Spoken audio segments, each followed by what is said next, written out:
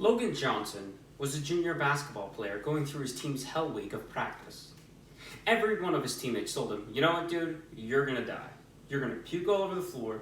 You're gonna start crying because hell week is terrible. It's the most exhausting exercise you've ever had. Logan thought, that's stupid. I'm not gonna puke all over the floor. I'm gonna go through it, okay? So the next time he goes into the gym and he starts running laps and his coach keeps shouting at everybody to run faster, you know? And the gym itself is really hot. It's really condensed too, probably exceeding 100 degrees Fahrenheit. Of course, all the players are tired and they're hot and they're exhausted.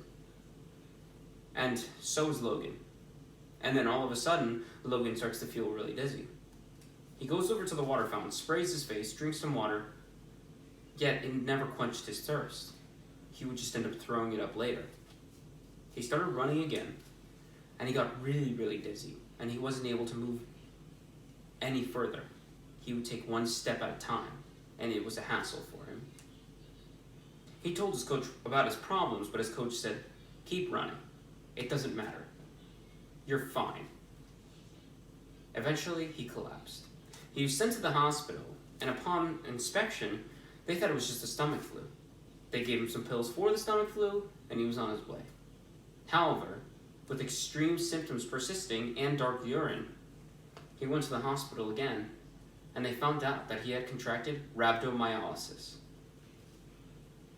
Rhabdomyolysis is a disease contracted from intense exercise or overheated muscles, which causes muscles to deteriorate and the muscle cells to die, enter the bloodstream, and go straight to the kidneys and essentially poison the body. According to the website American Family Physician, in an article titled Rhabdomyolysis, created by the authors John Serrett and Georges Marinidis in 2002, they state that there are 26,000 reported cases of rhabdomyolysis each year in the United States. In order to prevent our bodies, first we must learn about how you can first contract rhabdomyolysis, how you treat it, and how you can prevent anybody from contracting the disease. Rhabdomyolysis has become more popular because of mainstream athletes. Rhabdomyolysis has started to get increased in its numbers because of the amount of professional athletes now. Professional athletes, since they're in the limelight, many young athletes want to train harder to one day gain glory, and the coaches are pushing them harder. Yet this intense exercise is resulting in rhabdomyolysis, overworking out. According to the Healthline in 2015, they also reported 26,000 cases of rhabdo. Now, the people who are most at risk of getting rhabdomyolysis are firefighters, policemen, and anybody in the armed forces. According to the CDC in 2019, they reported that firefighters, police officers, recruited persons in the armed forces, and athletes were most at risk of contracting rhabdomyolysis. You're most at risk of contracting rhabdomyolysis by overworking out or experiencing intense heat to your muscles. Now that we learned about how you can contract rhabdomyolysis, first we must learn how doctors actually treat it once you have it.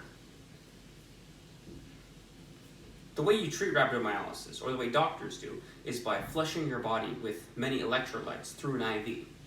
In 2020, the Anne Arundel Medical Group stated that in order to treat rhabdomyolysis, you need to have fluids through an IV filter.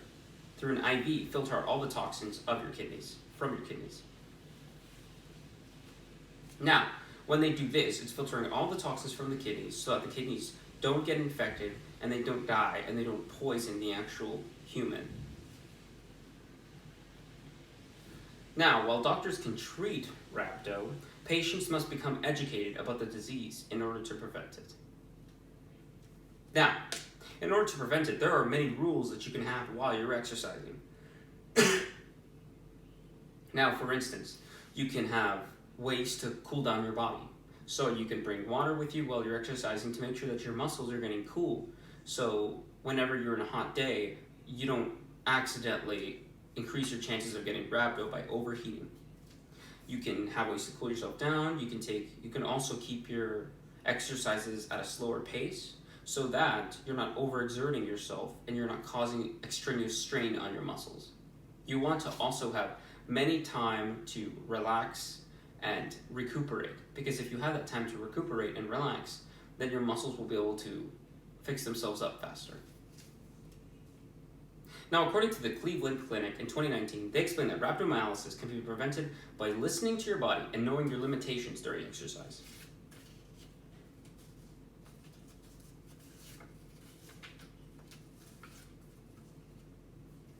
However, rhabdo isn't just caused by overexercising and having heated muscles.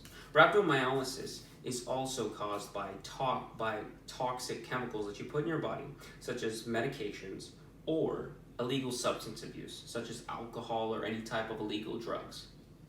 According to Medicine Net in 2019, they state that the disease could also be due to medication that is toxic for the muscles or substance abuse, such as alcohol or illegal drugs. The way you can prevent yourself from getting rhabdo is by making sure which medication you are taking is not toxic to the muscles themselves and consulting with a doctor. Also, not consuming too many amounts of alcohol can help a lot. We learned about how rhabdo can be contracted. We learned about how it can be treated and prevented.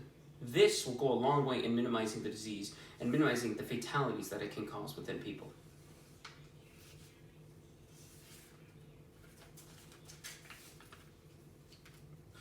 The rise of rhabdomyolysis has been prevalent with new athletes and professional sports play.